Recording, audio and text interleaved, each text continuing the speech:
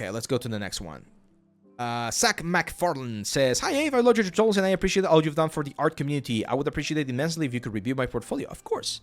I'm in 3D environment artist with Southern Highlands, Australia. Interesting.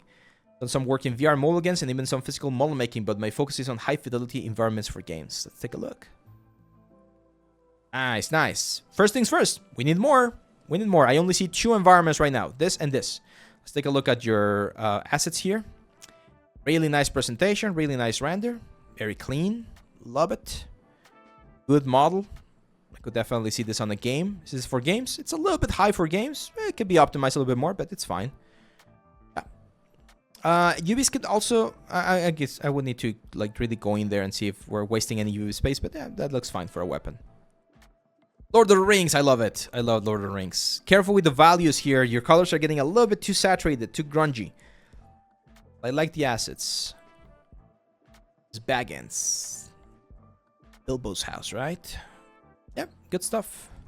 Technically, the size is wrong, right? Because this is supposed to be a human, and the hobbits are smaller. But I understand. I understand why you did it this way, so the character could run through it. But yeah, this is a good construction. I'm not a huge fan of the render. I like the depth of field and some of the vignette, but I feel like it's a little bit too overexposed and a little bit too crunchy. Again, that's just personal opinion of mine. It's nothing wrong against the piece.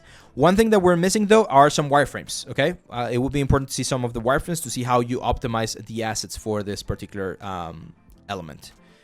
And then this is like a training room, right? This looks a little bit more like Team Fortress, right? Like a bit softer, not hyper realistic. And most of the assets are relatively simple, but again, it's a finished asset. I would recommend again to do another couple of like shots here, Zachary, where you show the specific assets that you work with, wireframes, UV maps, stuff like that. It's always good. This one I really like. Again, a little bit dark in my opinion, very contrasty, but it's fine. Yeah, this is good, man. We need more stuff. The only thing I would tell you is we need more stuff. I mean, you're already working, so things change, and this is interesting, guys. Things change once you already have work experience, because once you have work experience, you can show other kinds of stuff. You can show parts of the commercials. You can just use the name of the company or the project that you work for, and that will open doors for you.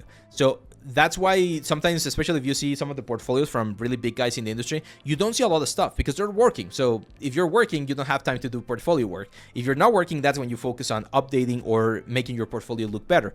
But when you're working, you usually just focus on the work, okay? But yeah, this is good, man. This is really, really good. Another advice that I might give you is try to do more complex pieces, because most of the stuff that I see here is relatively blocky, relatively simple in terms of the technical execution of things. So if you do like a statue, or if you do like a big fountain with like a lot of like details, that could also help you with more complexity here in your portfolio. What if you can't show anything that you've worked on? That's one of the sort of like catch-22 issues, Justin. I understand, and it's sad. It's horrible. Normally what I do is I ask for permission. So some of the projects that I have on my portfolio, I literally reach out to my clients and I ask for permission. It's like, hey, can I have this on my portfolio? If they say yes, that's awesome. If they say no, usually you can have a private portfolio, like a Vimeo page or something like that. And when you're talking to a client, you can show that as long as you're not, again, publicly showing it on the internet. If it's privately done, that's usually how I know some people do it. They have like a private site or like a private page that they share with just a potential client or a potential recruiter, so that they can see all of the stuff that they've been working on. At least to my understanding, that is allowed. And usually, I think after like 2 years that the project has been out there, you normally are like okay to share it. Worst thing that can happen is that you share it and you get like a cease and desist letter or like a notification. Like they never sue you straight out of the gate. They always tell you, hey, take that down, and you just take it down, and that's it.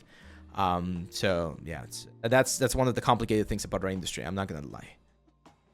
Let's see, what if you can show, no, okay, if there's any way to talk about passive income in 3D. I've been curious about making YouTube tutorials or similar. I can tell you right now, Alonso, YouTube doesn't give you enough money. Like, I do get ads, and we do get paid here in YouTube for all of the content I upload, but it is a lot of work. It's a lot of work, and the amount of money that we get, unless you're Mr. Beast, it's not that big. It's very, very, very small. So if you're okay with little by little building up that sort of like reputation, that's fine. Just keep in mind that it's minimal, man. It's minimal. 8 years NDA. There are some images that I can't point to, but have no access to the models. And oh no, you're not gonna have access to the models. But if you can point, like I know what people do is they sometimes just cut like sections of the trailers or of the movie and then upload that as part of the demo roll, and they just add like information on the bottom where they say I did this, I did that, and that's usually more than enough. Yeah, you might not have access to that, to the models, to the wireframes and things like that, but as long as you can see that, hey, I worked, I don't know, in Transformers and I did this car right here, it's like, oh, that's cool enough.